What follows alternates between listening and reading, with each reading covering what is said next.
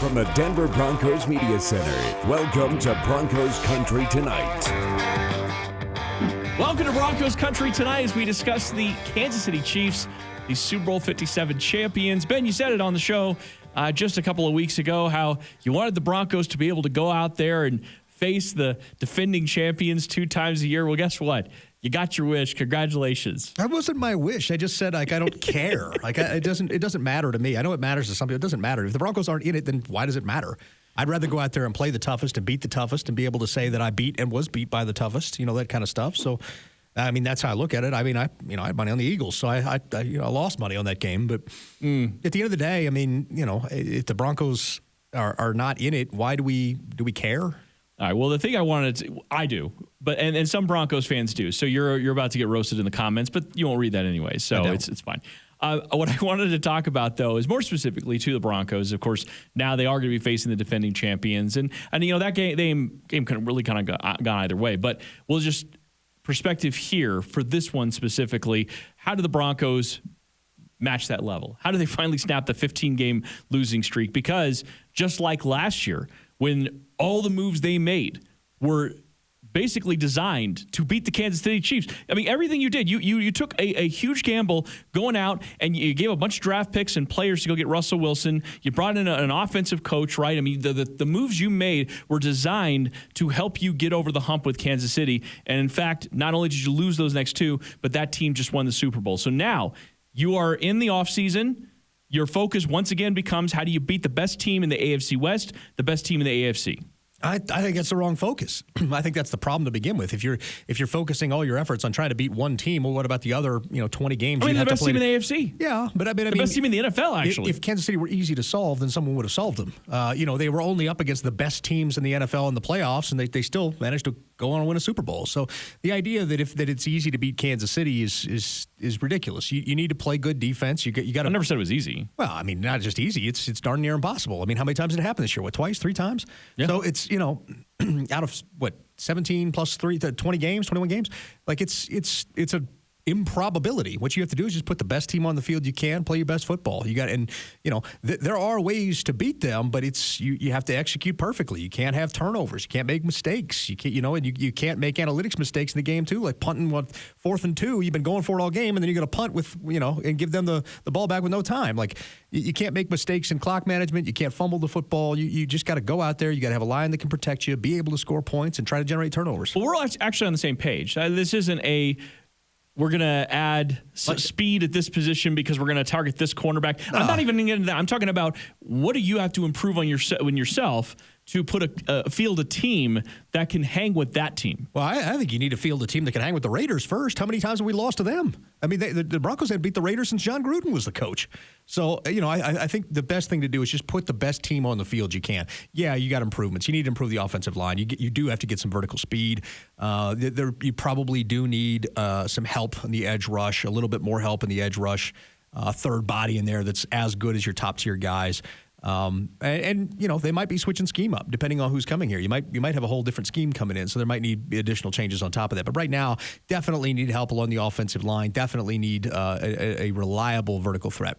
I think one of the biggest surprises of the entire Super Bowl was just how the Kansas City Chiefs and Andy Reid were able to basically nullify that defensive line for the Philadelphia Eagles. And I'm not talking about just in the pass rush. I'm also talking against the run. Things that they were both very, very good at throughout the course of the season. They just looked neutralized completely. 0 sacks. I mean, you're talking about a historically good sack artist football team just not able to get pressure, getting the ball out quick, finding ways to, negate that with pre-snap motion and pre-snap motion reverses. You saw a slick field. And to be honest with you, the Philadelphia Eagles' first half defense was lights out. They allowed 7 points. The other 7 came off that fumble return, right? They allowed 7 points on an opening script, and that was it. They shut them down. And then in the second half, in the one game of the year where you have time to make adjustments at the half, Kansas City made adjustments, and the Eagles didn't. And they started using that pre-snap motion, reversing the pre-snap motion, catching guys leaning. And that's how they got those 2 touchdowns down there in the flats in the second half. And they were able to take advantage of that, exploit that, and that's just good gamesmanship. Yeah, they were replacing the safety with the nickel. I think it's called rock and roll, but they were replacing the safety with the nickel. And then they'd fake sort of the jet motion and then come back the other way. And they did it twice. They just did it on opposite sides. Just caught them leaning. But it was great. I mean, but I think Darren Orlovsky did a great job breaking this down.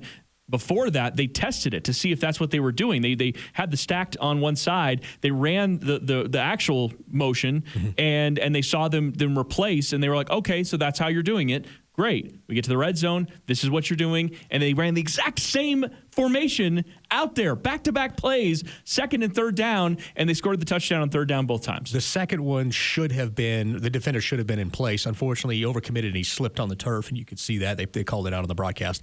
And you could see, I think it was Avante Maddox that slipped and was unable, and that's why he was wide open on the second one. The first one was just great, scheming it up, noticing something on tape, scheming it up, and taking advantage of it. I don't think he would have gotten there either way. Maybe. I don't know. I mean, clearly when he slipped, he wasn't going to get there. So that's the thing. And then you get onto the holding call, and, that by letter of the law, that was a holding call. I just feel like if you're not going to call that all game, then why are you calling it? Players play. It's like the strike zone. Like you've been having a generous strike zone all night, or a tight strike zone all night, and then you're calling things that are 3 inches off the plate strikes all of a sudden in the ninth inning. Like that's not really of like Game 7 of the World Series. Yeah, it's like, letting the game hang on that, and I didn't like. In a tie game, player, like 1-1. Yeah, as a player, you know in the first quarter, like, okay, this is how they're calling this. This is how I'm going to play it. And you kind of get used to that, and that's what you do. Bradbury did. I mean, it was a slight snag. It didn't impede the runner in any way. That he was never going to catch that pass. But in the end, letter of the law, and you should have stopped them before then if you wanted to get the win. Very generous of Bradbury to pour some cold water on the entire fire that was existing out there, because certainly there were a lot of upset, I think, football fans in general. I think football fans as well as, of course, Eagles fans, right? But you thought it was already just an incredible game. Like in every possible way you could draw it up, it was an incredible game. The fact that the Eagles came back and had the touchdown and the 2-point conversion to make it a tie game. The Chiefs, again, were just sort of unstoppable in the second half. But you just felt like, man, a minute and a half, what could they do with that? Minute 40, what could they do with that with the Eagles offense? And I think it would have been a lot of fun to see, if just nothing else, hey, if they come up short, they come up short. We're all going to sit there and come away saying, what a great game. Chiefs won it. They deserved it. They deserved it either way. But again, it was a little bit of a letdown in that moment. Right, and that's what I sent out a congratulations tweet, and I was like, it's just a shame it kind of ended on, you had a little bit of cloud marring it, because now everybody's going to look at the Chiefs need penalties to win and stuff. And it's 2 games in a row. But you hate that, is it when you're taking the trophy and you're celebrating your win, you hate that, people are questioning, no, we went out there and won. So, I hate that the referees got involved in the storyline there at the end. I think that's one they probably should have let go.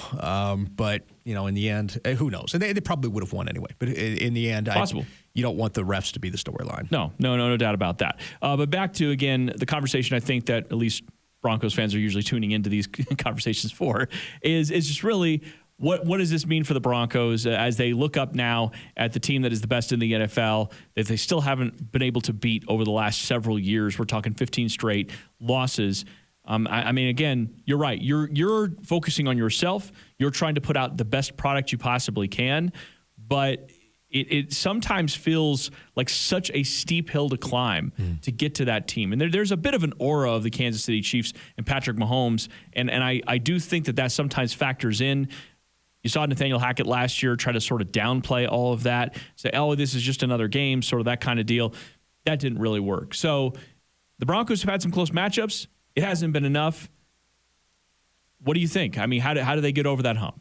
Score more points, stop. Okay, thank you, John Madden. I think that, boom. I think I think you got to take the mystique off of it. He's just another football team. It's another football team. Yeah, they've got a great quarterback. They've got a great football team. When you acknowledge those things and you say, okay, they're a great football team, then now we're being honest about it. Now let's find their tendencies. Now let's find the ways that you have to beat them. How did Cincinnati do it for a couple of games in a row before they lost to them? Okay, let's take a look at that game plan. Let's see what they're doing, and it's really is just about finding what it is that they don't do well and try to force them into that and try to match up. The Broncos have played Kansas City tough the last 4 or 5 games. I think there's been one blowout of there, but they've played them tough the last few games, but it's not been enough. You have to be able to score enough points, and you got to be able to stop them. Having a great defense isn't enough. You got to be able to put up some offense too. I think your last point there about the offense is a little bit mostly the point, right? Because they've had good defenses. In fact, they've had defenses that have been able to slow down the train that is the Kansas City Chiefs, but that is just not even close to enough. And we're in a bit of an arms race in the NFL, specifically here in the AFC West. The offensive side of the ball is really where it matters right now. And that's just, and maybe, you get to the postseason, you want to have good defense, special teams, all those things matter. And I think Sean Payton's going to do a good job trying to get everybody playing at a much higher level than we've seen. But the fact is, on the offensive side of the ball is where it really counts. If you can't have an offense, I mean, look at Jalen Hurts. He had 4 touchdowns in the game, over 300 passing yards, and he still lost. First time in Super Bowl history that it's ever happened. And it took that kind of performance just to keep the Eagles in it because the defense didn't give them very much of anything in the second half. So the fact is, it is about the offense. We are in an era of the NFL where it's all about the offense, and if you don't have one of those offenses, you simply don't have a chance. And that's pretty much it because, I mean, if you go back and you look, the Eagles' defense was lights out in the first half. You allowed the score on the script, and that was really it. I mean, Jalen Hurts fumbled that ball that Bolton scooped and scored, but the Eagles' defense shut them out the rest of the way, and they hardly punted. Like, they were converting on offense. So I think the thing to recognize is that no lead is safe, first of all, and that you're going to have to, no matter how good your defense is, you're going to have to generate points at some point because the Kansas City they're going to score. Like, I think the best philosophy to attack them with is to recognize, hey, we're not going to stop them, but maybe we can slow them down enough that we can beat them. That's it. So there you go. So you started out kind of laughing at me with this premise, and here you are, finally getting on my same page. I appreciate that, Ben. I still think the premise is silly. Like, you just beat every team that's put in front of you, and don't worry about that. It's amazing you work out in sports talk radio sometimes. For Benjamin Allbright, I'm Brian Evers. Thanks for watching Broncos Country Tonight.